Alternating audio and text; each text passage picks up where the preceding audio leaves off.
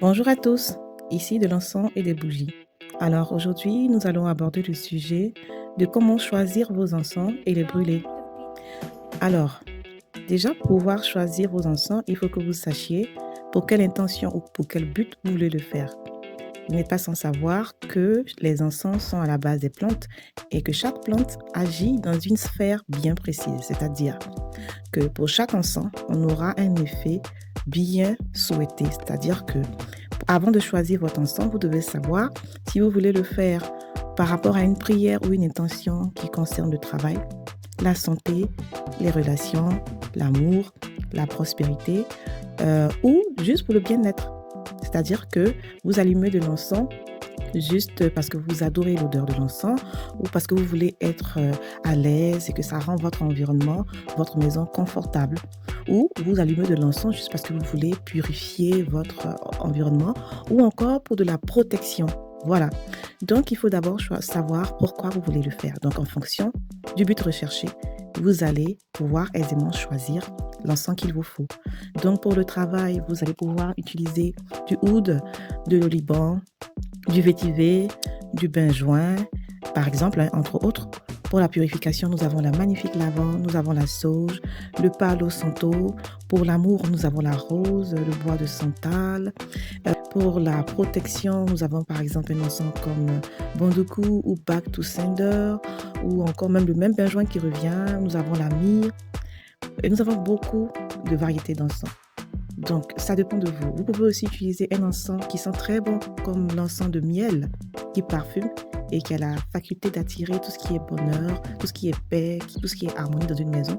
Nous pouvons brûler de l'encens de ananas pour pouvoir attirer à nous des gains financiers. Pareil pour l'encens money drawing, qui attire les gains financiers, de l'argent, ça facilite les transactions financières. Vous pouvez décider d'allumer, par exemple, l'encens Sheikah, qui attire la clientèle dans une boutique, dans un espace. Vous pouvez utiliser l'encens Wadima ou le Tajepni pour les relations, pour la séduction, l'encens Antonio parce que c'est un aphrodisiaque. Nous avons beaucoup d'encens pour chaque type d'objectif que vous voulez atteindre. Nous avons des encens. Donc vous pouvez parcourir la page et voir l'encens qui sied le plus à l'objectif que vous recherchez. Alors une fois l'objectif déterminé, vous allez choisir la forme d'encens qui vous sied le plus. Il faut savoir que les encens sont de diverses formes. La forme la plus connue, c'est la forme la plus usuelle d'ailleurs, c'est la forme en bâtonnet. Donc nous avons des encens en bâtonnet. Donc nous les avons en plantes, en feuilles, en copeaux de bois, en résine, en poudre, en petites boules, en carré. Nous avons des encens liquides que nous utilisons quand nous voulons par exemple parfumer une pièce et que nous utilisons des diffuseurs à bougie plate par exemple. En ce qui concerne les résines, les poudres, les feuilles, les copeaux de bois, nous pouvons utiliser soit un encensoir électrique ou nous utilisons des pastilles de charbon que nous allons recouvrir d'un peu de cendre pour permettre une combustion lente, douce et efficiente par exemple. Alors la fumée qui se dégage de l'encens, nous pouvons en imprégner nos vêtements ou notre propre personne en laissant la fumée se diffuser dans la pièce et faire son travail. Donc voilà. Nous avons aussi des encens en cône. Nous avons mélange de plantes, de cônes, de poudre et tout ça. Tout dépend de la forme que vous appréciez le plus ou de ce qui est plus utile, plus facile pour vous. Donc, tout dépend aussi de ce que vous recherchez en termes d'utilisation rapide. Donc, pour ce qui concerne les encens bâtonnets, c'est très facile. Vous utilisez une bûchette d'allumettes ou un briquet que vous portez au bout du bâtonnet d'encens.